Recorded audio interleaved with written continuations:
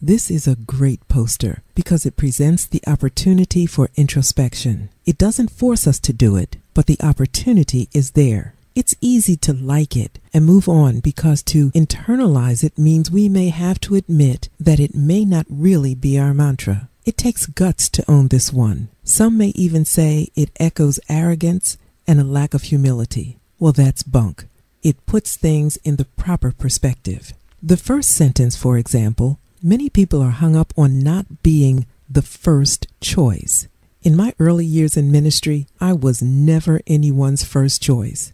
I got an engagement if the first choice wasn't available or backed out at the last minute. Not so great for the ego, I admit that.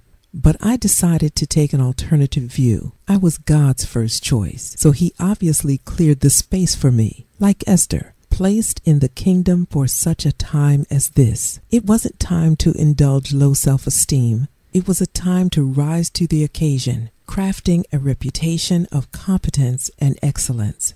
Instead of thinking you weren't the first choice, step into the moment with excellence and be the best choice. Instead of thinking you're not his or her first choice, recognize he or she isn't God's first choice or best choice for you. Instead of thinking, what's wrong with me? Start thinking about what's right with you. When we begin to think about what's right with ourselves, or better still, stop judging ourselves so harshly. Maybe what we see as wrong or flawed, maybe we aren't really flawed at all in the way that we think.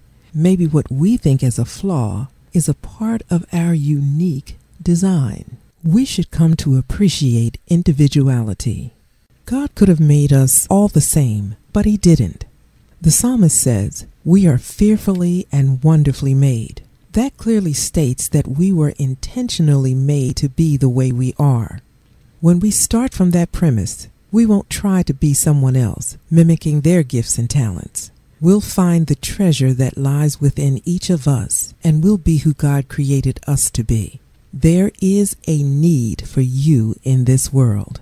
There's a uniqueness that each of us brings, and if we don't appreciate that, if we try to be someone else, well, then the world is robbed of what we were intended to bring to it. It may not be easy to be yourself. Some of us have been faking it for so long, we may have lost ourselves. Maybe this season of Lent is the perfect time to be in search of our authentic selves.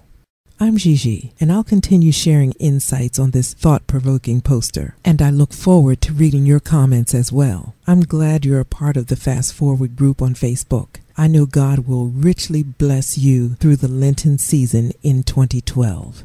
I also invite you to join Jazz Divine right here on Facebook.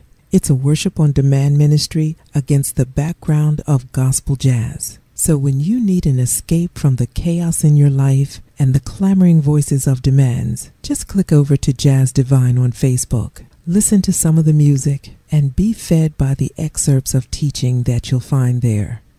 I'll see you in the spirit next time.